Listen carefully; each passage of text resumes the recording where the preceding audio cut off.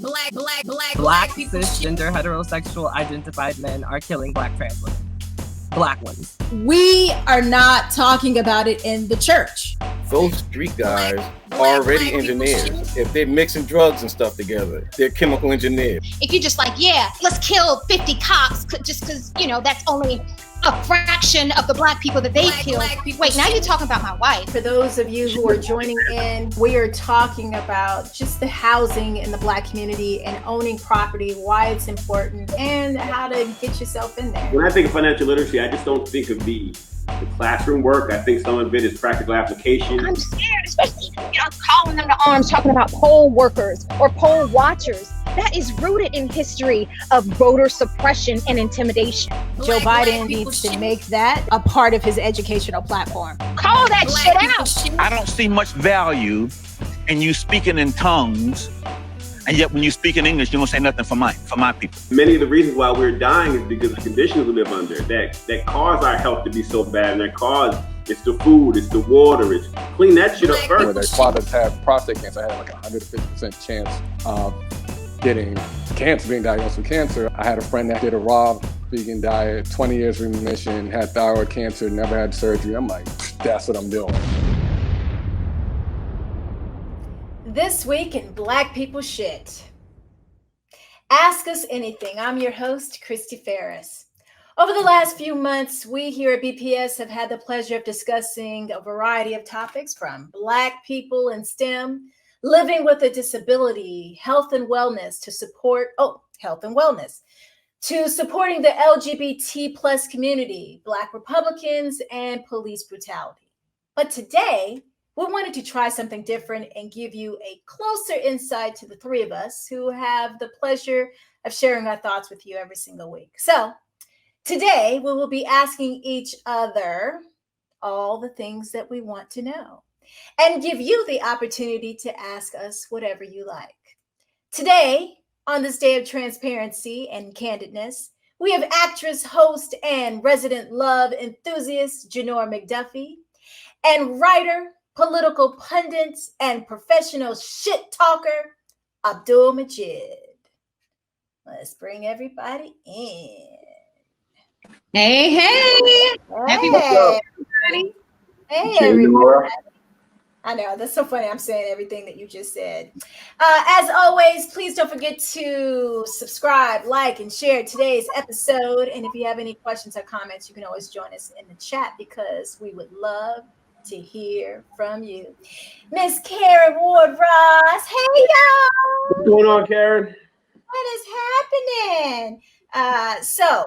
Well, let's just get started. Before we start asking each other questions, let's jump into the stuff that's happening out there in the world.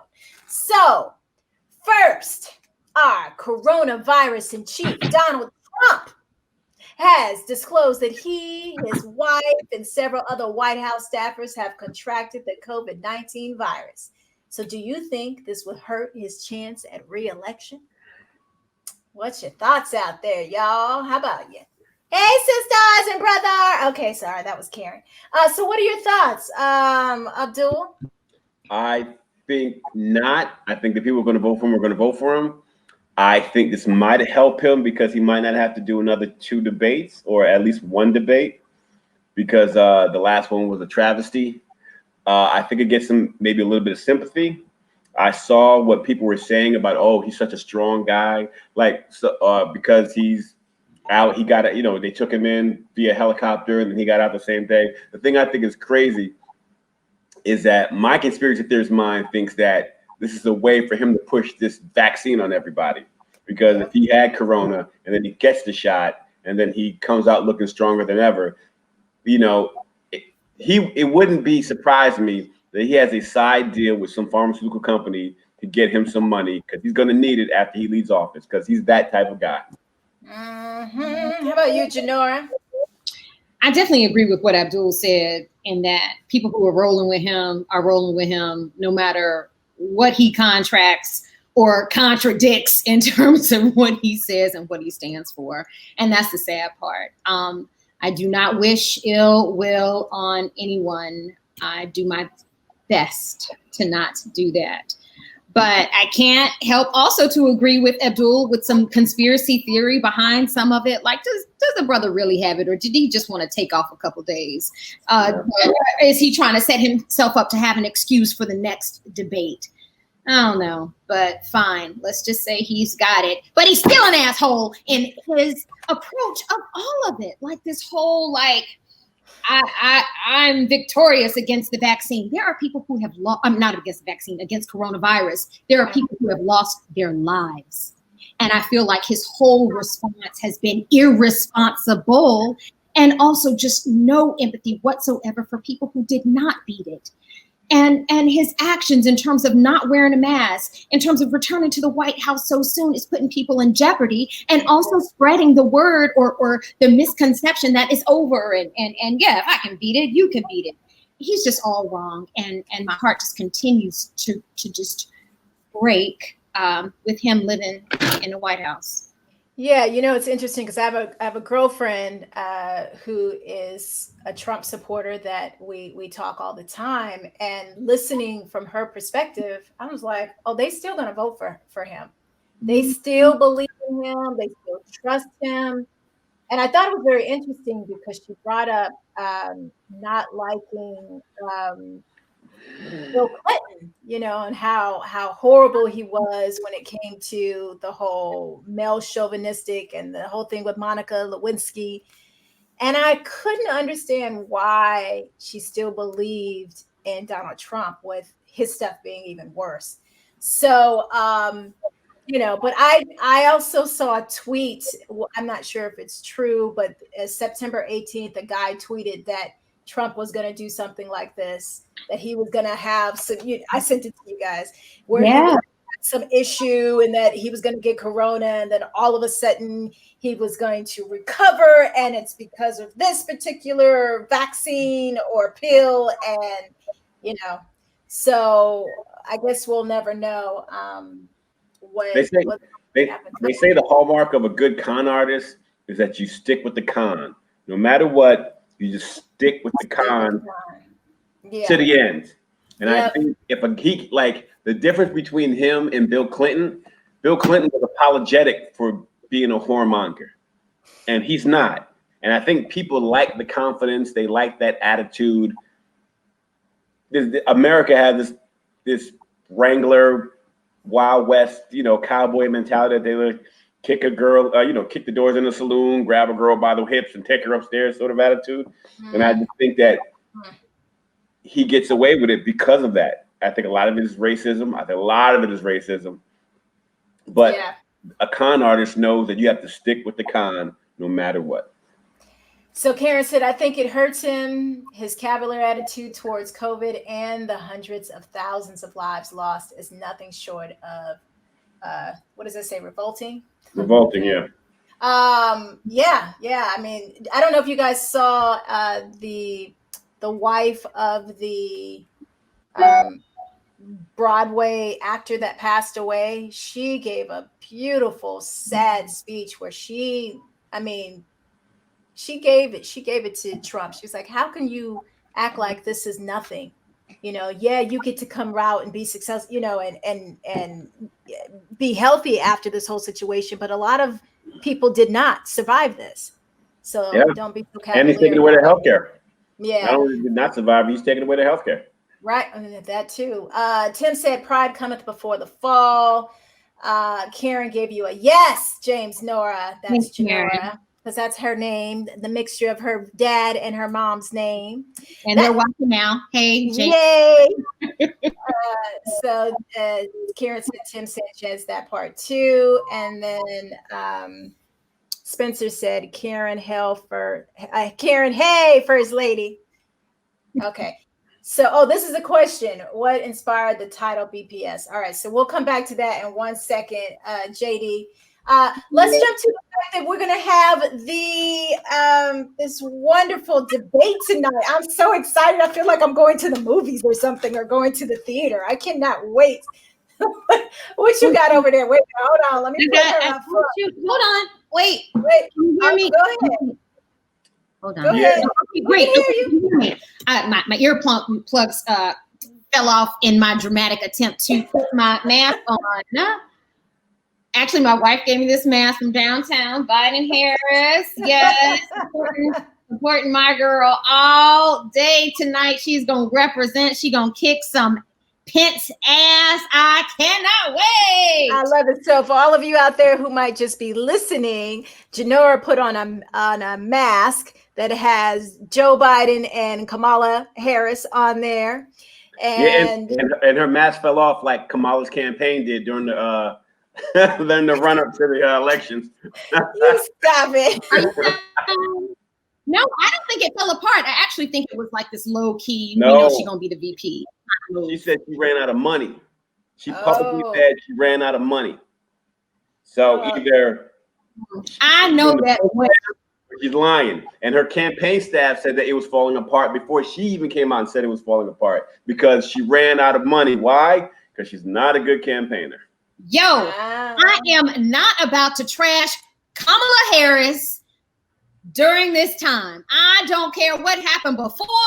She is running. She has got my vote, and I am in full support. Everybody got flaws. I'm sure it is an enormously huge undertaking to run for the president of the United States, especially being a woman of color. I ain't taking nothing away from the sister. I know we gotta start supporting her now, Abdul. Come on, I need you to jump on the bandwagon. You know what was a tough undertaking? Going to jail because your kids decided to skip school. And we talked about that too.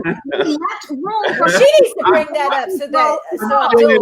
I'm still not. Listen, I'm going to vote for the ticket, and I think she will beat the crap out of Pence because Pence is boring. I think she's more dynamic than him. I think the fact that she's a lawyer and made many presentations give her the upper hand.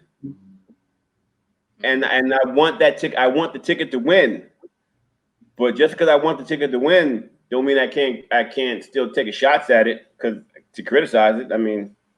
No, I just feel like we need at this point in time, we need to just, support. And I don't think we need any more negative stuff because people are just, they're just adding more fuel to the fire. And then all they're going to do is say, you see, Abdul said it. Abdul said the same thing. So are you telling me to shut up and dribble? Is that what you're saying? No, I ain't saying that. I'm just saying. Telling me to shut up and dribble? No, I'm just saying we got to start supporting and everything. So my question is, which is so funny that Audrey just put that out there. I was wondering, I was going to ask the question, do you think she's going to call out her girls, her sorority and stuff like that out there? She's going to call out the Divine Nine because at this point, and hello, Audrey, and oopski love, I'm a proud member of Delta Sigma Theta Sorority Incorporated, and I support her 1,000%, even though we are in rival sororities, whatever that means. And at this point, there's no. I'm going where my original thought is, which is there's no room for any type of petty division. I'm AKA she a Delta or Abdul, whatever you coming with up there in that corner. Although I would like to find out what it would take for you to be a Kamala supporter. But going back to Chrystee's question, in the meantime, is she going to shout out the Divine Nine? She is. Yes, I hope she does. I think we all. I never got a chance to pledge. I didn't like thinking that I was dividing myself, although I think it would have been great if I had of, but I couldn't figure out which one to join. I was like, well, I don't know which one. So plus my school didn't have anything like that. But I think all of these women are going to come together and support no matter what, their sorority is. I just want to bring up Tim's. His supporters have been increasingly silent on social media. They know what's about to happen on election day. He's up to 16 points, I think, right now. I think the last I saw in the polls, Biden was 57, Trump was 41. But then again, last year, the last election around the same time, Clinton was up 51 and he was at 41. So, the poll numbers, you never know based on the numbers, but he is up. He's up by like 17 nationally. So, and he gave a good speech the other day. He was reading off a prompter, but he gave a really good speech the other day. To answer your question, Janora, just to answer Janora's question, in order for me to jump on, fully support, like I'm going to support, I'm going to vote. Of course I'm going to vote, right? But in order to fully support, I need a black agenda. It doesn't make sense that Gavin Newsom in California can talk about giving reparations, and I don't hear nothing from Kamala about a black agenda. Go ahead. Okay, so Kamala had Senator Harris. I will now defer to absolute respect in terms of her name. Had an interview with Lizzo on Instagram, and I laughed because I didn't know if people were going to equate that to Biden having his interview with Cardi B. Mm-hmm. But Lizzo brought the tough questions. She was just like, you know, Abdul personified. And she didn't necessarily specifically ask, what's your black agenda? But it was on the line of reparations. And what she talked about, she did not use the word reparations, but she talked about investing in the community, which is what reparations to me should represent. It ain't giving a check to everybody, because I don't think that I want a check. That is forward movement. I don't live in the community. It's about, I don't live in the community. No, it's about understanding the scope of what it would take for the government to say, to first acknowledge, we have done y'all wrong, brown people. And two, this is what we're going to do to repair that damage of these horrible policies that we've had throughout the history of this company. And giving me a $500 check is not doing it. What is doing it is investing in education, in fact, because policing kind of got in the conversation too with Lizzo, right? And she said what the over policing, in fact, too, she talked, which is part of the conversation. So what she said was that the neighborhoods that are not necessarily quote unquote over policed are the ones that have more money, which means their taxes are able to support a school system that works better than a school system in a neighborhood that doesn't have that same type of financial support. It was just, it's not like a one size fits all or one overall answer, but her answer definitely was talking about investing in those places that we are. And she said, based on that, it is a ripple effect. Like helping the community is helping all of us. Right. But just because she doesn't say reparations doesn't mean that she's not about the black folks. I just think, and so Karen agrees with you. And Karen said it ain't just about UCP, but here's my thing. I am grown. I don't need no more education. I would like to be able to own more property or whatever the case may be. And although you're investing in the community, it does not actually serve me. And I would like somebody to say, hey, here's a check for $350,000. And then I can, because I'm smart enough, like I know how to invest my money. I know how to do things with my money, but I would like to be able to have something to further what I could be doing, getting a house and invest in more stuff. I'm not going to be able to do that if you're giving it to the community. I feel like I should be able to have that on my own. Not just that, you can do both. If we take the model of 1952, where the Jewish material claims against Germany after World War II, not only did they get support politically and support for their infrastructure, being that they got money to go to Israel, this, that, third, they got cash. And I think you can do both. And the fact that Lloyd's of London can call it reparation for what they're trying to do to give back to the Caribbean people and those out there, and California can call it reparations, and that little town in North Carolina, I think it was. Asheville is one of the most beautiful places in the States. If they can all call it reparations, then why can't they at the top call it reparations? And the fact that we all know historically, if they go about calling it colored people or community, we all know historically that other people get the money besides us. You look at the Civil Rights Act, the number one people who benefited from the Civil Rights Act were white women. Other people, Asians. Other people, East Indians. Black people didn't benefit as much from civil rights as we did. We got redlined out communities that the Asians got. Matter of fact, the Civil Rights Act brought in in 64, 65, I think it was, brought in the other legislation that came, the Civil Rights Act for immigrants in like 65, 66, that allowed them to move in certain neighborhoods. That's why they can get loans and put up stores in our neighborhoods that we can't afford to put up. So yes, it does need to be specific, because when they're not specific, we get shitted on again. I need specificity, and it matters, because when the CARICOM, it's called the Caribbean Community, they were established in 1973. They asked for reparations in 2013. Not only did they ask for technology transfer and money and an apology and all sorts of stuff. So if they can do, if the Caribbean community, all 23 island nations, what have you, can do it, then why can't we? And I need specifics. I feel like we keep talking about the same thing over and over. We want money. No, I want investment in the community. And why can't you have both?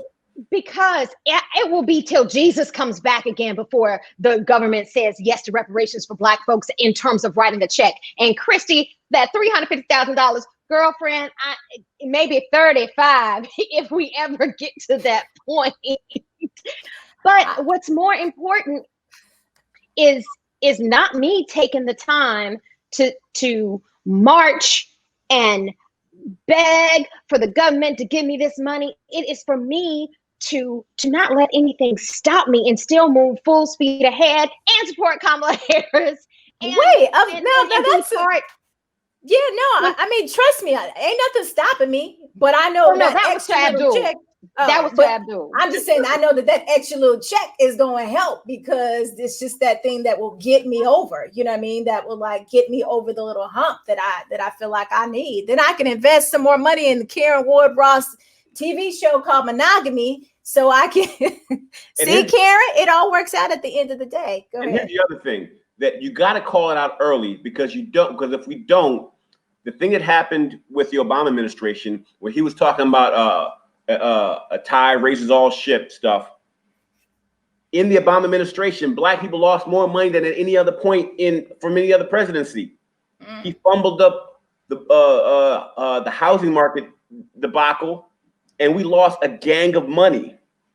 So we got to call it out early, and we got to be specific, because if we not, do we want to go back to the same way we went under Obama, where we had hope and we had pride and we had all that stuff, and we were losing our houses left and right, and we were losing our shirts left and right, and we were losing our 401ks left and right, because he didn't proactively go for certain things for Black people? He couldn't even say police brutality was a thing. He said, if Trayvon was my son. I mean, come on.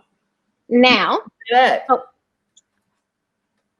Okay, it's my turn. Yeah, go ahead. So it's hard for me to debate you point to point, Abdul. Like, we talk about this too. Like, you'll drop some numbers and some facts, and I can't come at you because in that lane or in that way, because I ain't read. I don't know. So I hate when people argue on shit they don't know. So I'm not going to go there with you. But what I will go there with you is, you said the hope and the what other word did you use? You used hope and inspiration. Right. That is worth something. And let me tell you why. That little brown boy, just like that little brown girl looking at Kamala Harris, now sees the possibility of what they can become. They see more than their neighborhood. That inspiration there is worth its weight in gold. And it might not translate to you in that way, Abdul, because we think differently. Mm-hmm. But to me, giving somebody hope and an image that breaks change, man, you can't put a price tag on that, Abdul. That little brown boy now is living in an apartment because he got kicked out of his house because Obama fumbled the you ain't got no evidence on that one either, because I know that same little brown boy in that classroom. No, I'm saying you were saying that little brown boy lives in an apartment, and I'm trying to tell you that in the same pool of young kids, there is a little brown boy that decided to go to college after all and got a scholarship to go or whatever, and is working now and might even be in politics and running for something to be part of that change. So I'm saying you can't lump everybody in that in these one set of policies that I got to research so I can really debate you head to head. But here's my thing with what you're saying. Like, yeah, he's got hope, but if he doesn't have the money or the education, I mean, mind you, he's like, hey, I want to go to college. He's got that hope to go to college. But if he doesn't have the resources to even explain to him and show him how to get a scholarship, because he doesn't have the money to have internet access or anything like that, then how is he ever going to get up if he doesn't have the capital or the money? That's why I'm always about. Go ahead. I think you should use your reparation check to invest in that neighborhood that'll have some financial literacy programs and school systems that hire counselors that actually encourage the students as well and show them opportunities. But they do have that, but it doesn't always compute to every single person and every single kid. Now, I'm not disagreeing with you when I feel like that they should do that.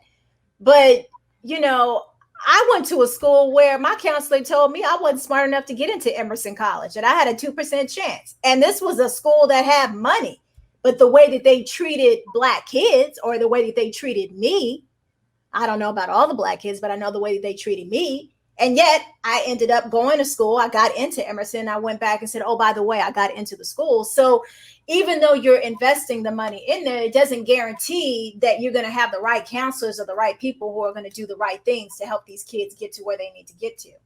And let me I agree, but it's a great start. Let me say one thing. I do agree with you that hope isn't anything. I think you need hope, right? But let's look at the model of Civil Rights Act, 68. Dr. King was when he was doing his Poor People's March in 68, right before he died. He talked about what led up to the Civil Rights Act and all the things, and there were supposed to be several different steps. The thing he said that stood out to me in this particular speech, he said, I'm coming for my check. He said, hope is all good and great and to inspire, and I have a dream, but I'm coming for my check.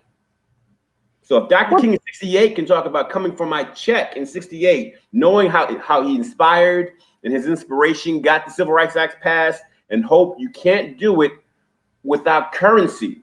You can't build a community just on hope. And I do believe the hope is great, and I'm for it. I will inspire anybody. But like Dr. King said, I want my check. Well, how about this? It doesn't have to be an either or. How about we fight for a system and the people who represent both? Well, I mean, because I think that's what Abdul was saying, that you should be able to get both. But here's again, listen, they don't have to give me a check. Just help me get a house, and I'll, give me a house and help me have my kids and pay for all that stuff, because I done waited later in life to have a kid, so that's gonna cost me money. You know what I'm saying? So yeah, I mean, if y'all want to support me in that way, I have no problems. You don't have to give me a check, but just support this thing. And I'm not about like, oh, I'm not one of these people that feels like I'm, because I know a lot of the Black Republicans are like, oh, you're holding Black people down, and everybody always wants a handout and all that kind of stuff. That's not necessarily what I'm saying. I just want a fair chance. You know what I mean? I need a little bit of a better opportunity to be able to get to where I need to get to. Because once you give it to me, I know how to use it. I just feel like we were always, all of the stuff that has happened when I think about my parents, when I think about my mom, and, how they wouldn't let her be in a leadership position because she was Black. All those things, had they did that and allowed her to do that at a different part of her life in her 20s instead of her 40s, well, we would definitely be in a different position. But that wasn't the chance. And that's all I'm saying. Like, help us to get back on the same track as everybody else. Go ahead. I thought you brought up a really good point in terms of the Black conservatives or Republicans and their thought. And I have a very dear friend whose mother is the daughter of sharecroppers who got zero assistance, but has a beautiful family, educated, blazed the trail, and gets disheartened when we are stuck in this gimme conversation when she not only came from nothing, but really during a time period in history where shit won't on our side as Black folks, right? So I feel like there needs to be a balanced conversation and a real conversation in terms of not so polarized. And I'm not saying that's what's going on now, but I'm just talking about in general. Either it's just this and that, and there's nothing in the middle. There's nothing in the middle. But don't you think that we all, and I'm gonna let you jump in, Abdul, but let me just ask the question, but don't you think we all came from sharecroppers? Like we all had, but everybody had a different experience. My Black family on my mom's side had a different experience than the Black people on my dad's side, whose slave owner gave them land and blah, blah, blah, blah, blah. Well, the Black side on my mom's side did not have the same opportunity. They're completely different, different experiences. So even though she came from a sharecropper and all that kind of stuff, my grandparents did on my mom's side didn't have the opportunity to have an education. If you look at historically, like there's always been a group of people who succeeded. Du Bois wrote that book wrote the essay, The Talented 10th, talking about the fact that there was a particular group of people who were the talented one, that 1% who were going to be able to do things that others weren't doing, and that it was their responsibility to push the culture forward, blah, blah, blah. But my problem with the conversation is the narrative that it's a handout or a gimme. It's not. This is a debt. This is a debt like any other debt. And if the fact that people keep talking about it like we're asking for something that's not owed, it's a spit in the face to all of us. This is a debt. You owe this to us for the things that happened for over 400 years, from the start of slavery to 64. So no other collective group of people would they tell to get over it. They didn't tell the Native Americans to get over it because they got casinos and a bunch of other things. They didn't tell the Jews to get over it. They didn't tell the Armenians to get over it. They didn't tell the Bolsheviks in Russia to get over it. We're the only group of people that they keep saying, "Oh, just get over it." So, Abdul, I do agree with you. Language is powerful and important. So I do recognize what you're saying as a debt versus a gimme. So yes, what I am saying maybe, and yes to you, Chrystee, in that I recognize absolutely, and I want everybody to recognize being Black is not a monolithic experience. We all have different experiences in the whole spectrum of life and how it's experienced. My point is, I am not going to spend my good days and my good time when I could be doing other things moving forward than to stick in this conversation. Maybe that's what I'm trying to say. And maybe that's what I wish for all of us is just let's move forward, and not in a get over it kind of way, but in a daggone it. The people who have power, I ain't going to sit and beg you for shit. Even if you do owe it to me, I'm going to spend this good quality time with Chrystee and Abdul and talk about how we can move our people forward, or something more positive and constructive that I think will have at least a more immediate effect than me still talking about what's owed to me. Yeah. I mean, listen, it's I don't really see it coming. But I do understand what you're saying, Abdul, which is the Black agenda and whatever that looks like, So is there anything else, Abdul, you would like to say before we jump into why we came up with the name of BPS? Nope. All right. So, Tangerine, what's up? What's going on? Hey, T. So we wanted to do this show. Oh, wait, let's just make sure. Wait, so everybody jumping in. Okay, well, we will move forward when they stop killing us. Well, there you go. By all means, don't spend your good days changing the world for the generations to come. God forbid. So I know what you were saying, Tangerine. So today we wanted to do, just so you guys, we discussed, a lot of things that were happening, that's going on. But we want to make, okay, I don't know what that noise was. Motorcycle. Oh, great. But we wanted to make sure you guys get a chance to know who we are, because we've been doing this show for almost 20 episodes, and we were like, I don't think anybody knows who we are. So JD asked the question, how did we come up with the name BPS? So Abdul, you want to take this? We were coming up, you and I were coming up with ideas to do a show to talk about things that were going on with Black people. And we were tossing around ideas and names, and I jokingly said we should just call it Black people shit. And that's how we got the name. It was honestly based off a joke, but the intent was to talk about issues that directly affected and that the Black community that we're going through. And that was sort of the intent of the show. And we moved from a smaller scripted 3 to 5 minute clips to what you see now, which is a live podcast. So, and when we were doing it, remember how scared I was to call it Black people shit? Like, I was like, I really love it, but I don't know. What are people going to say? Oh my gosh, is the white community going to look at me differently? Because, my fan base comes from Passions and Scrubs, and are they going to hate me for this? And oh my God, I would go through all these changes, and Abdul would write these scripts, and I'd be like, Abdul, I can't say this, man. Yeah.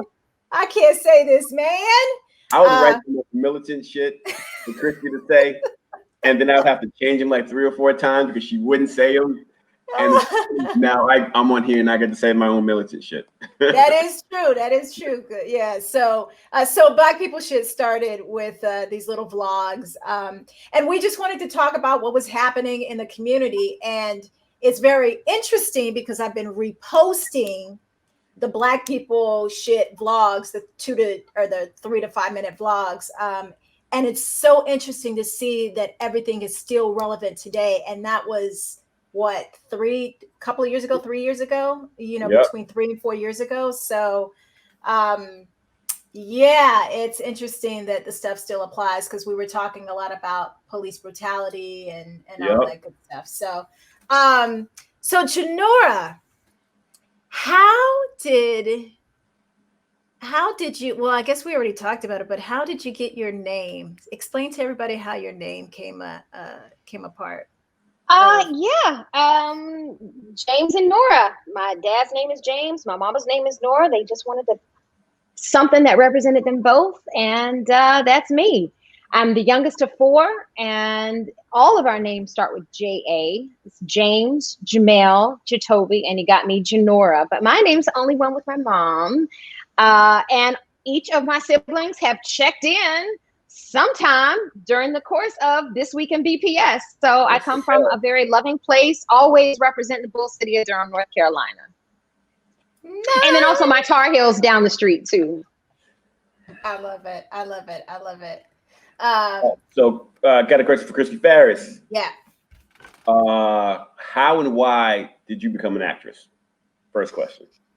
Well, I knew at the age of 4 that I wanted to be an actress. And I remember being in preschool and the teacher asked, what do you want to be when you grow up? And I was like, I know. And no, she asked, does anybody know what you want to, does anybody know what they want to be when they grow up? And I was like, I know. I want to be a singer, an actor, a teacher, a model, and a gymnast.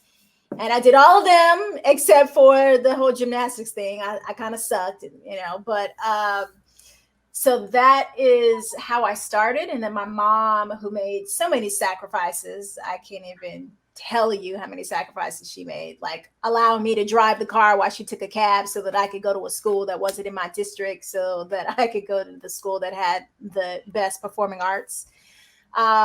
So that's kind of how I got started, and then went to Emerson College and moved out here to LA and booked 7 shows in 6 months, and things just was on fire from there. Yeah. Yeah. Do you have a favorite role out of your span of work?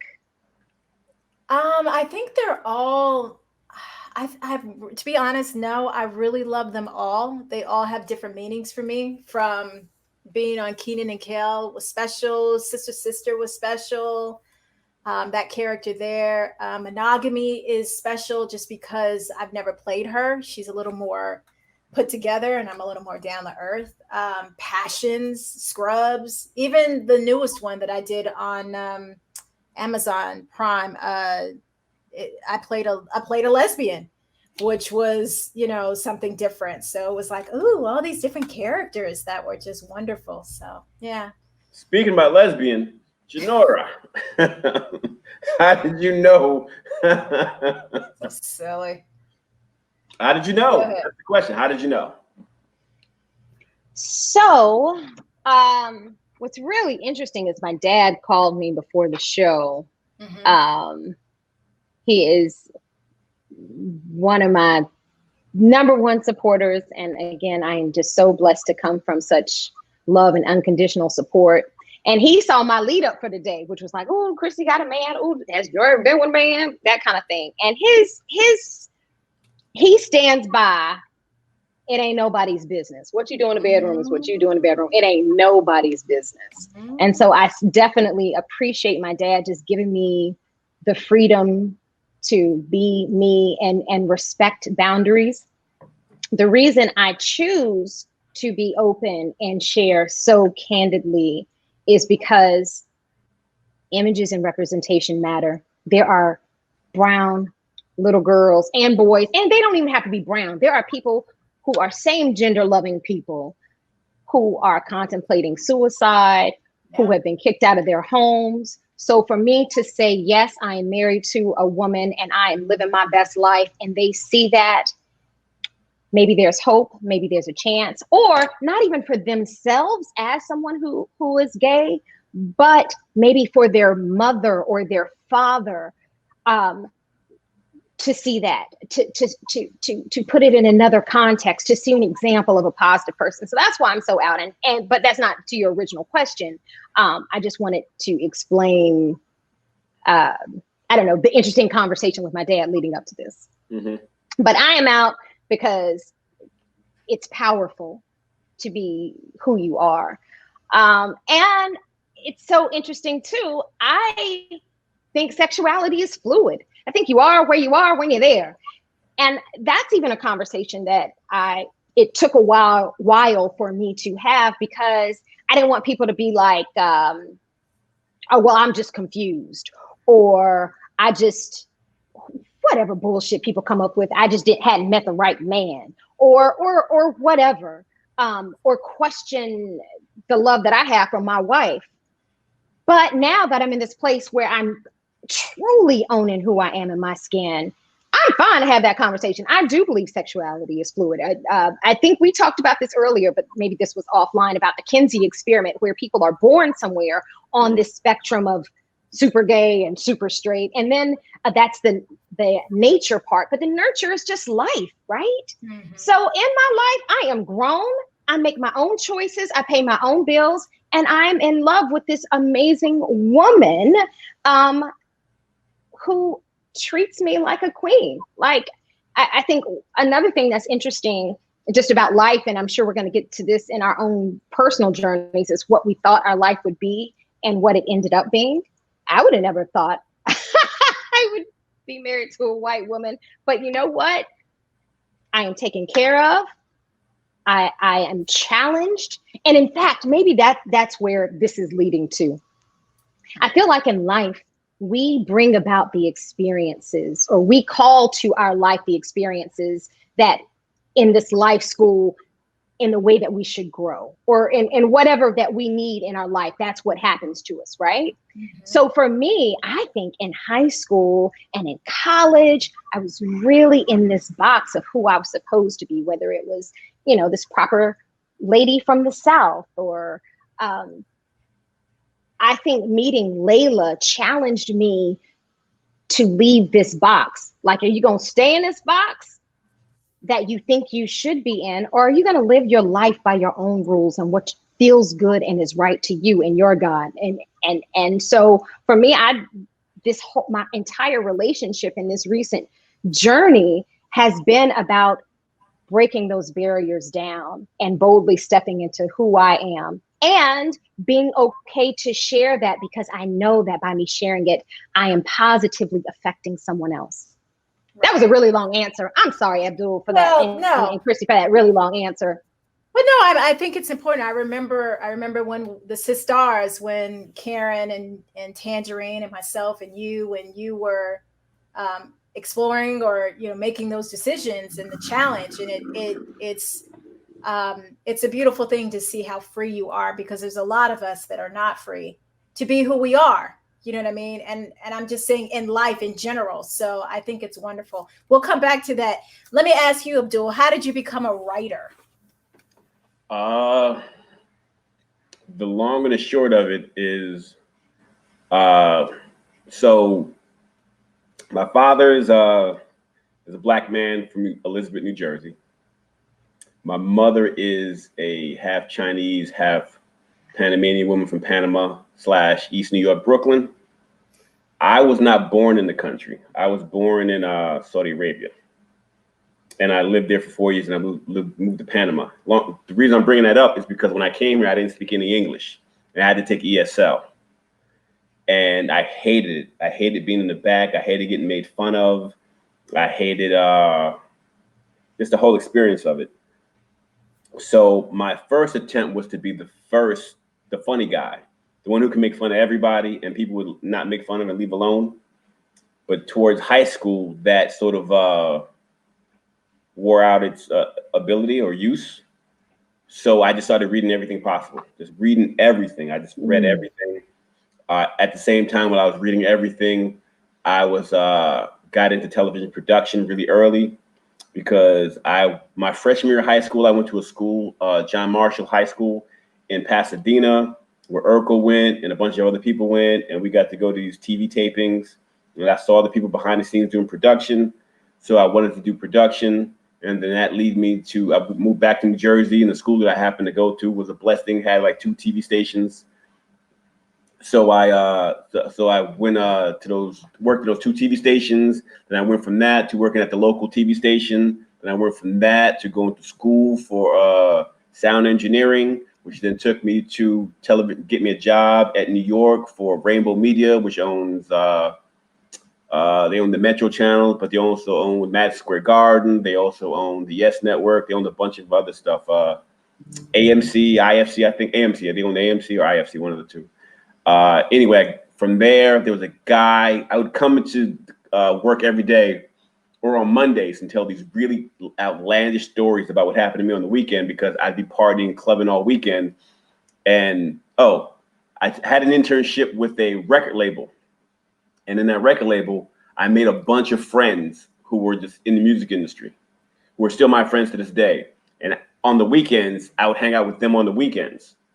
So I'd come in on Monday and tell all these crazy stories about what happened to me on the weekend, hanging out with these rappers and singers and A&Rs and what have you.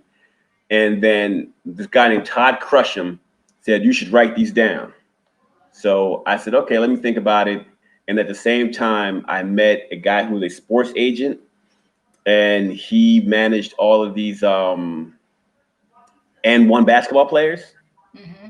And I had an idea for a story for basketball, a street basketball story. And I pitched it to him. He liked it, took it to an agent named, his last name was Mendenthal. He was like this really big TV producer. He produced like the Matrix and a bunch of other, like these Lords of War and a bunch of other stuff.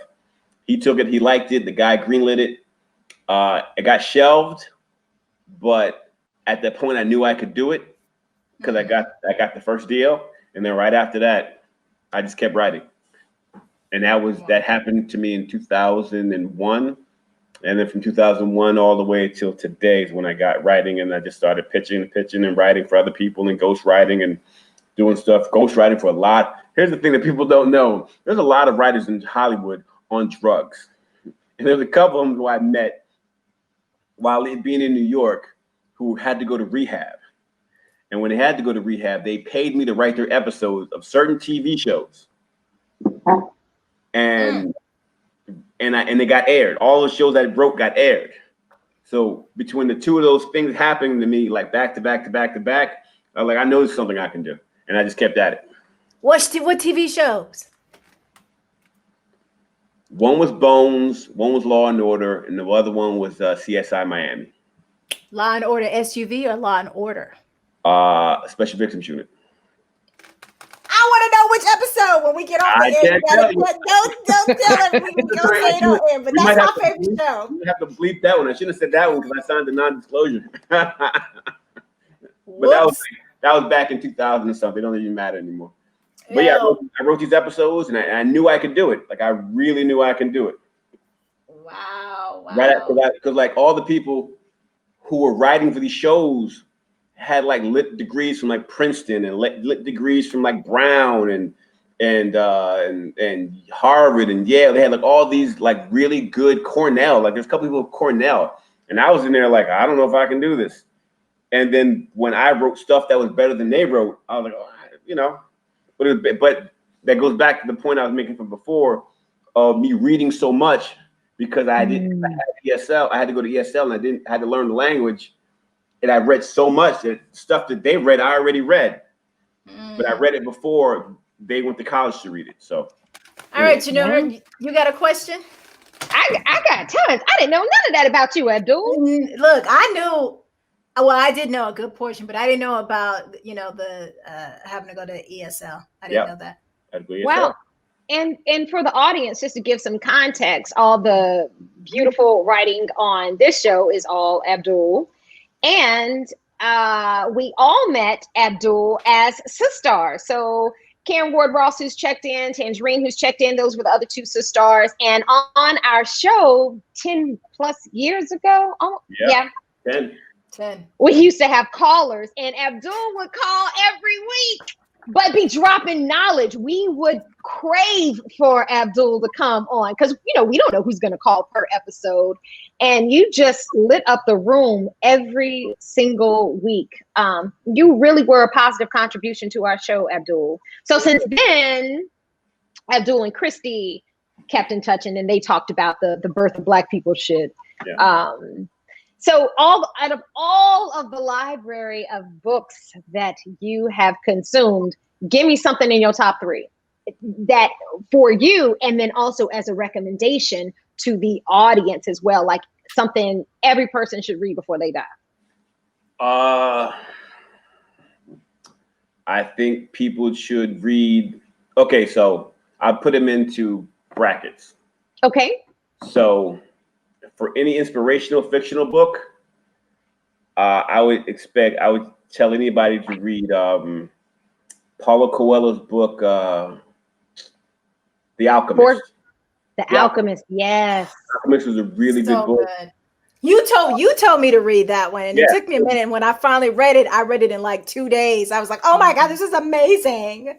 From a political science sort of book, I would go The Miseducation of the Negro. That was a really good one. Or Wretched of the Earth. One of those two. But The Miseducation of the Negro, that was a really, really good one. And from a biography standpoint, you can't beat the autobiography of Malcolm X. Just because the arc of that story talks about, like, it's an inspirational story and it's a sad story, because if you think of his whole history, father died got murdered by the Klan. Mother went to insane asylum. He winds up getting shot and murdered. And later on, his wife gets burned to death. Like his grandson gets murdered in Mexico. Like, it's a tragic story.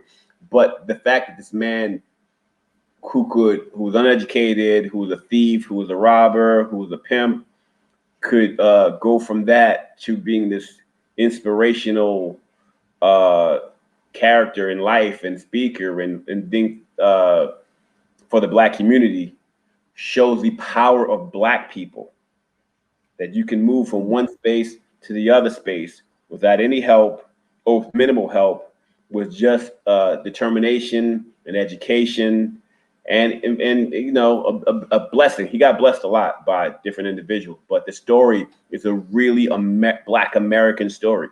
Yeah, it is a good one. We're going to ask this question, then I have a question for you, Janora. So Ken asks, hey, which one of y'all play an instrument? And if y'all did, what was it? I can start. I used to play the bass. Oh, you played the bass. I used to play the bass guitar, yeah. I can see that. because you can only play the bass if you're cool or you got some kind of swag. So I thought, okay. Were you good at it? No. I picked up the bass in junior high because we had musical programs and everybody was playing the drums, so I couldn't get a drum, and everybody playing the saxophone and the clarinet, and I couldn't play one of those. And then the music teacher, who was this white guy, really nice white guy, he was like, "What do you want to learn?" I said, "I want to learn the bass, to be honest with you." He said, "You know something? I got one." And I was the only person learning the bass in that whole school. Wow. Yeah. Okay. How about you, Janora? I started out playing piano.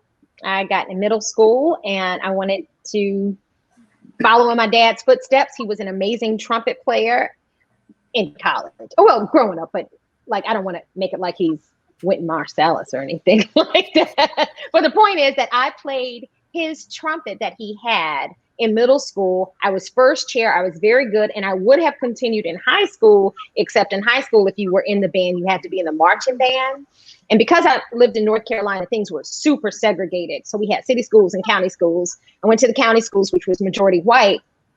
And I did not want to be in that white marching band. And we played the all black high schools, which was Hillside and Durham High at that time. But I was too cool for that. So that was the beginning and end of my trumpet career.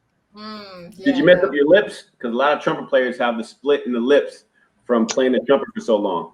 It definitely was trained and a good muscle, but it didn't split it. I still am intact. So I wish I would have been like y'all and played an instrument. I really wanted to play the piano. And for some reason, my grandmother like had my brother take classes, but when it came to me, she didn't, and I didn't speak up. I wanted to say, I want to learn, but I was so young. I was like a little girl. But I wanted to play an instrument, but I had to make a choice between that or being in the choir because you couldn't do both. So I chose the choir. So my instrument is my voice. So go. I do sing. Yeah. Joseph Pye had a really good question. If you want to answer it. How do you all overcome racial prejudice in your profession? Ooh, that's a good one. Anybody want to take that one? Well, there's two ways you can do it. from my experience, it's sad to say that this business, if you get a particular type of representation, you can weave the environment a little bit. And like persistence is everything. Being talented is a lot of it. In this day and age, you can put your own projects out. People can see you. But a lot of it is relationships. You got to have the right relationship with the right group of people, and that helps you avoid some of it. But you never really, you're gonna get hit in the back of the head with that racial prejudice stick at some point during this journey, and you just got to get up and keep pushing and fight the good fight. But I think the sad part about it, maybe not now because they changed some of the things for the Academy Awards, which racial diversity and things of that nature, and they changed some of the requirements for that may change it. But I mean, to be honest with you, a lot of it, how I maneuvered around it was my mentor was a white Jewish woman. She got me in so many doors. Emily Cohen, shout out to Emily Cohen. She got me in so many doors, and doors that Black people were blocking. To be honest with you, if we're keeping it a buck, the Black people were blocking certain doors for me to get in because sometimes in this industry, like the outside makes you feel that that there can only be one person in the room. So they got us fighting. Did we lose him? And then I got walked through the door by Emily Cohen. Yeah, it's interesting. Here's the thing that I'll say about Abdul is right. It is about relationships. That's one thing. It really is about relationships. It really helps. If you have the right representation, it helps. And I think you also have to have, my first agent, Elia Dorian, Coast to Coast. This dude is like just so down for the cause and was the type of person that always fought. Like if anybody did anything that was kind of crazy, he was the one that was kind of like, yo, like, and he was a white dude. At least I thought he was white. I don't know it. But you got to have a team that does that. And then I think what I would give to, if I had to give advice to anyone out there who's in the entertainment industry or just starting in the entertainment industry, how you fight that battle is by creating your own opportunities, creating your own stuff. And when you create your own stuff, nobody sees color. All they see is green.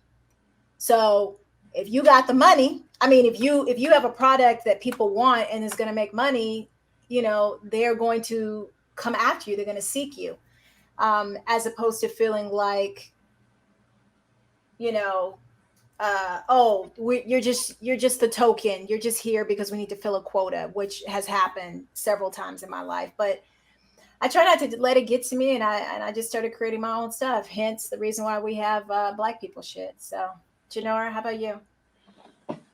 You both answered that perfectly. Oh. Ditto. Oh. No need to repeat what you guys said. Both wonderful answers and fully agree.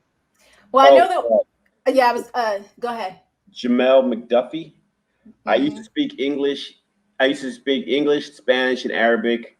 I understand Spanish a little bit, but my speaking it is okay, but not as good. I lost the Arabic and most of that stuff because when I took ESL, they told my parents, who are both bilingual. My father speaks English and Arabic.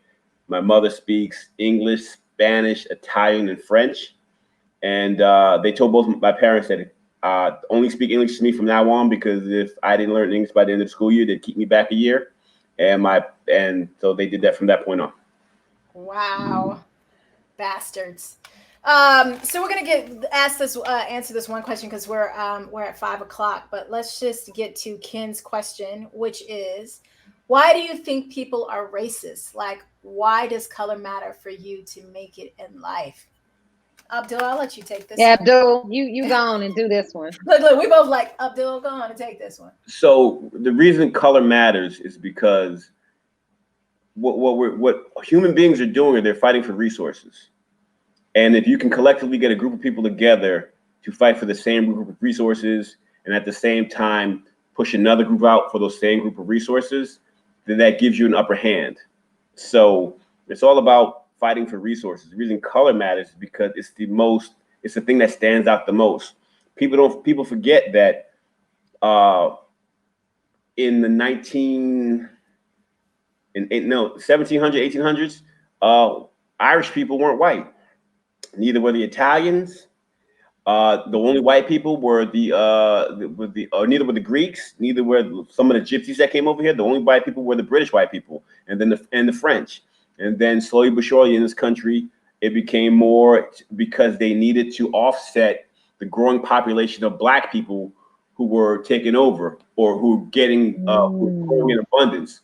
So by like 1930, there are 10 million Black people in this country, which is still the racial disparity. I think is like 12%. It's still around 12% at the time. So they were afraid that if Black people collectively got together, they would overthrow or do the same things to them that was happening to us. Because at the same time, Black people were the skilled workers in the country. A lot of jobs that needed to be done that only Black people could do. So they had the skill, they had the numbers, and at a certain point during Reconstruction, they were starting getting land and power and money, building their own community. So you needed to have they were taking up a certain amount of resources. And if they continued at that same pace, they would outpace the people who held them back for so long. So you needed something to separate all these different groups of people, sans the racism, sans the slavery part of it. And that became the racism, Jim Crow laws that we had, because at one point the Irish and the Blacks were in the same space and they were working together. And then at that point, the Irish became white because they needed to put them in another group of class people so that they could take the resources that were going around for a different group of people. So the reason color matters because it's the first thing you see visually, and it's a way to push people out of certain resources and get resources for your own community and group. That's all. That's the only reason. It's a monetary thing. It means nothing else other than that. Hence the reason why we always have Abdul on the show. Yes. Because he's always dropping some knowledge. Go ahead. Yeah, no, I never thought about it that way, Abdul. That makes perfect sense. And that was the reason why when I talked about Elia Dorian, I was like, well, I think he's white, but I know he's not white. He is, of another, like Italian or, you know what I mean? Something, I don't know what he is, but I'm so bad at that.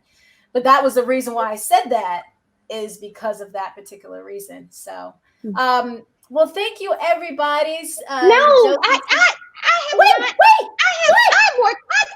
have some super. It could be quick, but yes, you can say whatever you want. I thought we was giving it to Abdul. I'm sorry. Go ahead. No, I have some more questions for you guys. I just feel like, no, I'm so serious. Okay, go ahead. Okay, we don't have to end the show. If you guys are willing to stay, we will ask a couple of more questions. Go ahead. Okay, thanks, guys. And hey, Julie. Who popped in on the show? I owe you a text. Thank you for checking in, because I always want to give extra love and shout out to the Black folks that check into BPS this week in BPS. Yeah. So love you, Julie. Quick question to you, Abdul. You might not think it's quick, but I think it's potentially quick. And then Chrystee, I've got something juicier for you. So Abdul, I know you come from the music world too, right? And I know you like the secret rapper dude underneath all of the wokeness. Somebody in your top 3 favorite rap group all time. Rap group or rap artist? Give me both. Rap group would be Wu-Tang, Public Enemy, EPMD, and the third I gotta add NWA. Rap artist would be Rakim, Black Thought, Mos Def, Nas, Cool G Rap, and Big Pun. Interesting. I like lyricists. I like words. I like people who can turn a phrase. I like people who can form like iambic pentameter in a particular formulation the way they do it. I just like people who can use words. In the rap groups is because of their impact, stuff that they did. Public Enemy brought the consciousness. NWA brought a street relevancy and the LA community. EPMD had the best beats. They were the reason why a lot of people use the funk beats and the George Clinton beats and all this stuff, is because of all this production that EPMD did. So, and nobody current seemed to have made your list. No, right. If you like juxtapose, I don't know. It's like I don't know. The skill level isn't the same. I don't think they put the same effort into writing words down that they used to. I did like Big Daddy Kane. He would be down the list. Him and Karis one and a couple other ones. But if like nowadays, I like Kendrick Lamar and I like Nas. But I mean, if you put those people, like if you put any of those people up against Black Thought, they don't stand a chance. So, and I knew everybody you listed except Black Thought. What Black what Thought is he saying? Is the writer. He's in the group The Roots.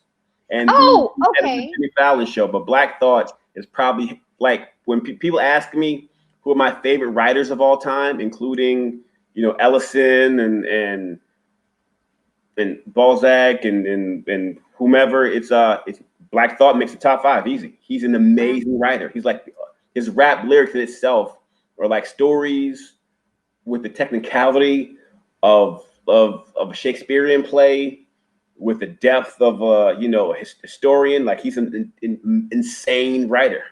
All right. Joseph said, y'all better hold us in here longer than a Southern Baptist church service. We are growing past the virtual collection plate around so we can bless y'all. All right. Go ahead, Janora. And this is my last one.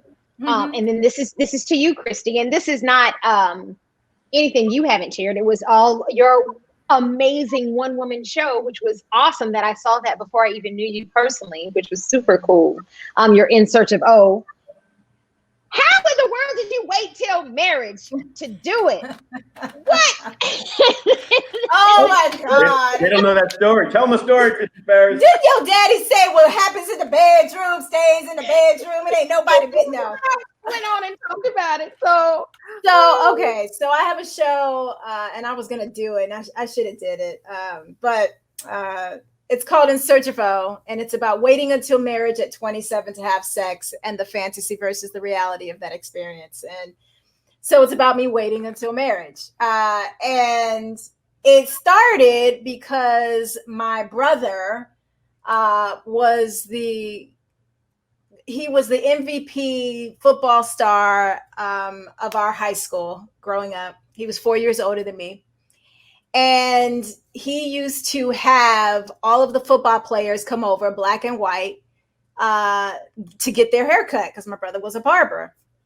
Because my mom messed up his hair one day, and like he had like patches in his head, so he learned how to cut his own hair when he was like 12. So he was like, yeah, that will never happen again. So anyway, and they were talking about how, you know, how they were doing different women and how they were all hoes, and you know what I mean, just talking trash about women. And I was like, oh my God, I'll never have that, you know, any guy talk about me like that. And then that was in junior high school. Everybody was afraid of my brother. And then the whole football team was my big brother, the whole team. So didn't nobody want to mess with me because they knew they would get their behinds kicked by my brother or anybody from the football team. So that started a whole mess. Then later, I met a guy who was a Christian, who was like, look, we dated for a while and was in love with him. And he was just like, look, I'm not having sex with you until we get married, blah, blah, blah, blah, blah. So then that became the next little journey. And then we broke up. I went to college. I went to a school where, again, I was, I guess, a little prejudiced because I didn't date outside of my race at the time. And so all of the guys were white, and they were lily white too. You know, it was like Boston, and some of the guys were gay, and you know, like my circle were mostly gay people because I was in the performing arts. And then when I moved to LA, it became the story. Like Steve Harvey was like, don't become the fresh meat. So when like Shamar and Jamie Foxx and all of them were hitting on me, you know, Steve was like, don't become the fresh meat. And then by that time I got on Passions and everybody knew I was the virgin. And then it became my story on TV and for the talk shows. And now I'm like, well, I can't do nothing because that became my story. And if I would have failed the mission of waiting until marriage, then that would have looked bad. And so that's kind of like the whole entire journey of like how that whole thing, it is a long story, but so yeah, that's was it worth the wait? Well, that you got to watch the show for that one. When you see the show, there's some jokes in there about my first time having sex. It's pretty freaking funny. Shout out to my ex. So anyway, we're gonna wrap up the show, but I do want to ask Janora real quick, and this will be our last question, you guys. Janora, I always wanted to know why you became an actress because I never knew. And you're so multifaceted because you do voiceovers, you do hosting, you know, and you do, you know, the whole acting thing. But I was always curious to know, like, how did you get into it? I promise you guys this will be the last question. And I promise not to give you the super long story. I feel like you can't run from your passion. You can't run from what you love. You can't run from what you're meant to do. And there were times that I have been like, acting is all I can think about. And there are times where I don't want to do this anymore. It is not my friend. We don't get along. But I always have found myself back, or we have found ourselves back to each other. But this started a long time ago. Like, I feel like my first performance on stage was reciting a Frederick Douglass speech in the 5th grade. And then performing like this show I wrote based off of a Nancy the Spider in front of the entire 6th grade. So I've always been drawn to performing. And then there's always been something to kind of lead me away, but I always find myself back. For example, in high school, I'm not a singer. I wish, Chrystee, I had your voice of gold, but it's more like a voice of a frog. I say that with love toward myself. But the whole point was, in high school, you do these musicals, right?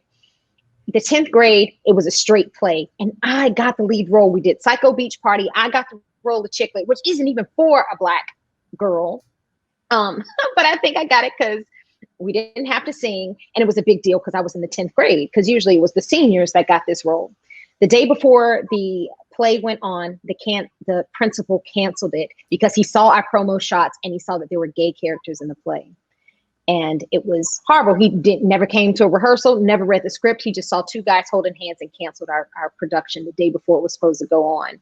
So remember, I'm from Durham, so that's where Duke University is located. We wrote something in the paper about it. Duke University students wanted to still help us put it on, but at that time, parents had gotten involved. Long story short, I said I was never going to act again. We wore black armbands. And then the following years, when I went to that School of Science and Math, where we really didn't even have a drama program, and I was never going to look back. But in college, found myself back. Went away when I got a job making money in a corporate world. Shoot, ain't nobody think about being a broke actor. Let me move to Atlanta. But I ended up not falling in love with my cubicle and decided to follow my dreams again. So it's been this whole journey, but I think what really speaks to my heart, people and expression. And so that's the answer to that. Well, get to know a Black person. That really was our title episode. Yep. Get to know a Black person. But thank you, everyone. I hope you really enjoyed the show. Anthony said, hey, Chrystee, I'm available for pole duty. I need a gig. I have a pole dance in my show, my one-woman show. Yeah, our BPS of the week is us and you guys out there. We are celebrating all of us. Make sure you guys get out there and vote. Watch the debate tonight. Encourage somebody else to get out and vote. And we will see you guys next. Abdul, I was waiting for you to roll your eyes. Go Kamala. I want her to win the debate tonight. Kamala. Her name is Kamala. I know, but she wants to be Black, so I'm calling her Kamala. Like the way the Indians pronounce it is Kamala, because she was based off of the oh what my God. her mother said they named after the Chrystee done called the show. Okay. All right, you guys. Thank you for joining us for This Week in Black People Shit. We will see you next week. Same time, same place. Have a good one. We got to do a part 2. Absolutely.